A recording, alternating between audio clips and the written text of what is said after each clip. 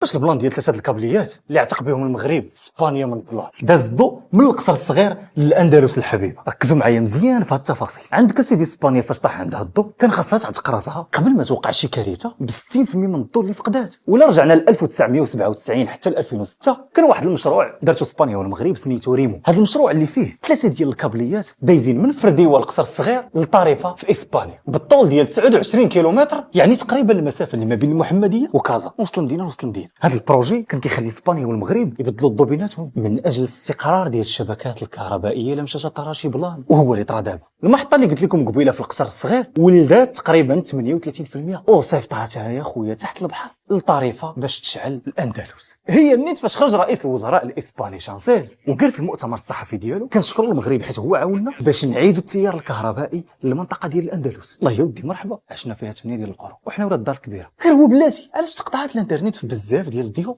تليفونات وخصوصا الناس اللي عندهم اورنج. نفس الكابليات اللي قلت لكم قبيله ديال الضوء اللي دايزين تحت الماء ما بين المغرب واسبانيا، كاينين كابليات اخرين الالياف البصريه والشبكه النحاسيه حتى هما دايزين تحت الماء بحالهم بحال الكابليات ديال الضوء، وطبعا من بعدينهم حيت الكابليات ديال الضوء كيأثروا على الكابليات ديال الانترنت مع موضوع اخر. فكاين احتمال جزئي ان الحدث ديال انقطاع الكهرباء في اسبانيا وانقطاع الانترنت عندنا عندهم علاقه ببعض البنيه التحتيه الرقميه ديال المغرب اللي باش تخدم كتعتمد على بيانات ومراكز وخوادم كاينه في اسبانيا. ففاش تقطع الضوء ووقفات هذه الخوادم في اسبانيا تاثرات الخدمات اللي مرتبطه بها في المغرب. داكشي علاش الانترنت تقطعت واحد الوقيته. واللي كياكد هذه الهضره اللي كنقولوا الشركه ديال اورنج خرجت بتدوينه كتقول فيها بلي الانترنت اللي تقطعت عندكم السبب ديالها انقطاع كهربائي واسع في اسبانيا والبرتغال. ورساله للجاليه المغربيه اللي تقطع عليهم الضوء او واخا تقطع لكم الضوء نتوما مضوا.